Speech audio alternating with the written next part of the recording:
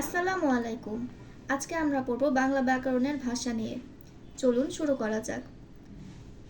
ব্যাকরণ ও ভাষার মধ্যে কোনটি আগে সৃষ্টি হয়েছে? ভাষা। প্রাচীন কথ্য ভারতীয় আর্য ভাষার পরবর্তী স্তরের ভাষা কোনটি? প্রাচীন কথ্য ভারতীয় আর্য ভাষার পরবর্তী স্তরের ভাষা প্রাচীন প্রাচ্য। কেন্তুমের কোন দুইটি শাখা এশিয়ার অন্তর্গত? হিত্তিক ও তুখারিক। কেন্তুমের দুটি শাখা যা এশিয়ার অন্তর্গত সে দুটি হল হিত্তিক ও তুখারিক। ভারতীয় আর্য ভাষার নিদর্শন যে গ্রন্থে পাওয়া যায় তার নাম কি? ভারতীয় আর্য ভাষার নিদর্শন যে গ্রন্থে পাওয়া যায় তার নাম ঋগ্বেদ। ভারতীয় উপমহাদেশের আঞ্চলিক ভাষাগুলোর আদিম উৎস কি? ভারতীয় উপমহাদেশের আঞ্চলিক ভাষাগুলোর আদিম উৎস অনার্য ভাষা।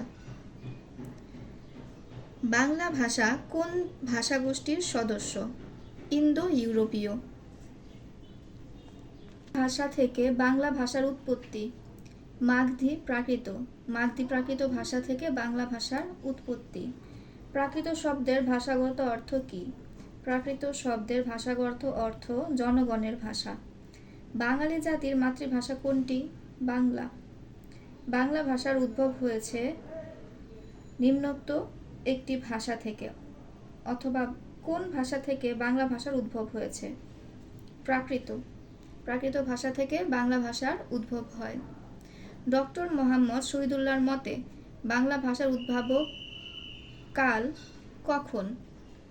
ডক্টর মোহাম্মদ শহীদুল্লাহর মতে বাংলা ভাষার উদ্ভাবন কাল 650 খ্রিস্টাব্দে। বাংলা ভাষার বয়স কত? প্রায় 1000 বছর।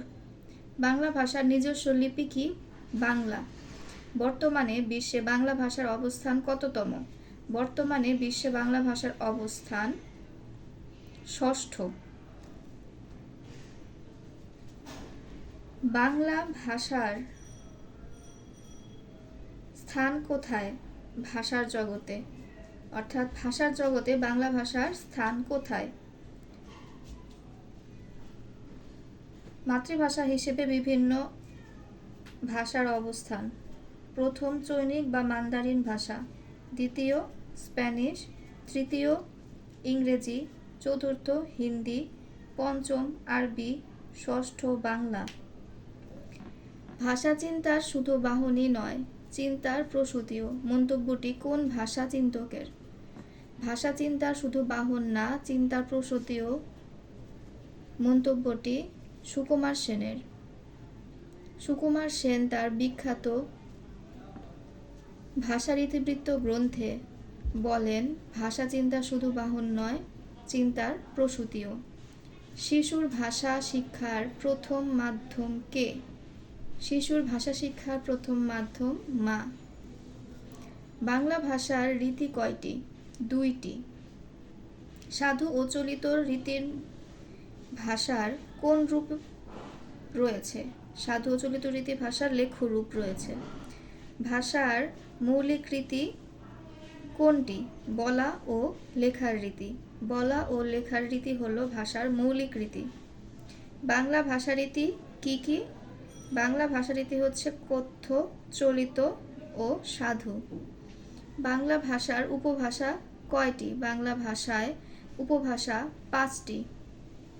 এগুলো হলো রাঢ়ী, বাঙালি, বরেন্দ্রী, ঝাড়খণ্ডী, রাজবংশী। রাঢ়ী, বাঙালি, বরেন্দ্রী, ঝাড়খণ্ডী, রাজবংশী। আঞ্চলিক ভাষার অপর নাম উপভাষা। বিভিন্ন অঞ্চলের মুখের ভাষাকে বলা হয় উপভাষা। কথ্যরীতির সমন্বয়ে শিষ্টজনের ব্যবহৃত ভাষাকে বলা হয় আদর্শ চলিত ভাষা। বাঙালি জনগোষ্ঠীর সার্বজনীন কথ্য ভাষার রীতির নাম আদর্শ কথ্যরীতি। সাধু ভাষা ও চলিত ভাষার পার্থক্য হয় ক্রিয়াপদ ও সর্বনাম পদের রূপগত ভিন্নতায়। সাধু ভাষা ও চলিত ভাষার পার্থক্য হয় ক্রিয়াপদ ও সর্বনাম পদের রূপগত ভিন্নতায়। অদ্য শব্দটি কোন ভাষারীতির উদাহরণ? সরয় দয় জফলা অদ্য শব্দটা সাধু ভাষার উদাহরণ। বাংলা ভাষায় সাধুরীতির বৈশিষ্ট্য কোনটি? সর্বনাম ও ক্রিয়াপদ এক বিশেষ গঠন পদ্ধতি মেনে চলে। সাধু ও চলিত ভাষার মূল পার্থক্য কোন পদে বেশি দেখা যায়? ক্রিয়া ও সর্বনাম পদে। সাধু ও চলিত ভাষার মূল পার্থক্য দেখা যায় ক্রিয়া ও সর্বনাম পদে। সাধু ও চলিত রীতিতে অভিন্ন রূপে ব্যবহৃত হয় কোন পদ? অভিন্ন রূপে ব্যবহৃত হয় অব্যয় পদ। সাধু রীতিতে কোন পদটি দীর্ঘতম হয় না? সাধু রীতিতে অব্যয় পদের কোনো রূপ পরিবর্তন হয় না, তাই দীর্ঘতম হয় না। কোন ভাষারীতির পদবিন্যাস সুনিয়ন্ত্রিত ও সুনির্দিষ্ট? সাধু ভাষারীতির পদবিন্যাস সুনিয়ন্ত্রিত ও সুনির্দিষ্ট। কোন ভাষার সাহিত্যে গাম্ভীর্য ও আভিজাত্য প্রকাশ পায়? সাধু ভাষার সাহিত্যে গাম্ভীর্য ও আভিজাত্য প্রকাশ পায়। কোনটি সাধু ভাষার ক্ষেত্রে প্রযোজ্য? তৎসম শব্দবহুল। সাধু ভাষা তৎসম শব্দবহুল।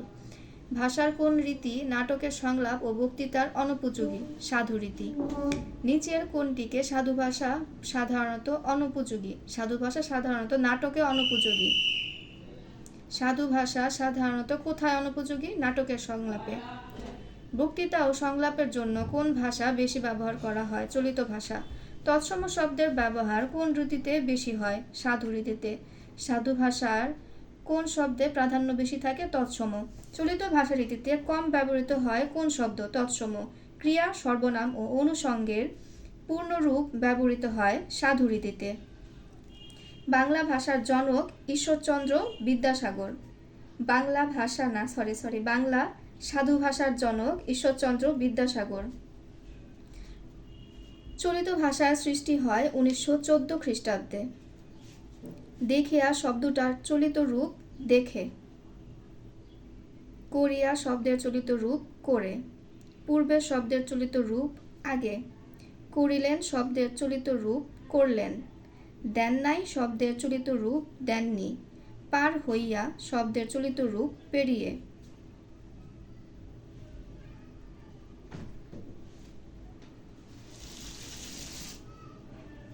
শুকনা শব্দের চলিত রূপ শুকনো। কোন বাক্যটি প্রমিত চলিত রীতিতে লেখা হয়েছে? খেয়ে দিয়ে শুয়ে পড়লাম। কোন বাক্যটিতে প্রমিত চলিত রীতিতে গঠিত হয়েছে? নেচে নেচে চলে গিয়েছে। তোমাকে দেখে আমি মুগ্ধ হলাম। এ বাক্যটি কোন ভাষারীতির? তোমাকে দেখে আমি মুগ্ধ হলাম চলিত ভাষারীতি। লম্ফ প্রদান করিল। এর চলিত রূপ লাফ দিল।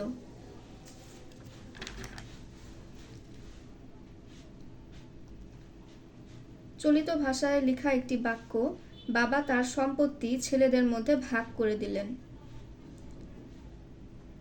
ভাষার মৌলিক উপাদান কয়টি? ভাষার মৌলিক উপাদান 4টি। এই 4টি উপাদান হল ধ্বনি, শব্দ, বাক্য ও অর্থ বা বাগার্থ। বিশেষ পরিবেশে যখন কোনো শব্দ ব্যবহার করা হয় তখন এর অর্থ বদলে যায়। যেমন পোড়া এর অর্থ দগ্ধ হওয়া। আমার মন পুড়েছে এই বাক্যে পোড়া অর্থ দগ্ধ হওয়া না। শব্দ ও বাক্যের এসব অর্থের আলোচনাই হলো বাগার্থ। বাংলা ভাষায় 3টি মৌলিক অংশ রয়েছে, এগুলো কি কি? ধ্বনি, শব্দ, বাক্য। ভাষার মূল উপাদান কি? ধ্বনি। ভাষার মূল উপকরণ কি? বাক্য। ভাষার মুখ্য উপাদান শব্দ, মূল উপাদান ধ্বনি। মানুষের মুখে উচ্চারিত অর্থবোধক ও মনোভাব প্রকাশক ধ্বনি সমষ্টিকে বলে ভাষা। ভাষার ক্ষুদ্রতম একক কোনটি? ভাষার ক্ষুদ্রতম একক ধ্বনি। কয়েকটি বাক্য মিলে একটি সম্প্রসারিত অর্থ প্রকাশ করলে তা অনুচ্ছেদ হয়। এক নিঃশ্বাসে যতটুকু বর্ণগুচ্ছ উচ্চারণ করা যায় তাই হচ্ছে অক্ষর। কথার টুকরো অংশকে বলে অক্ষর।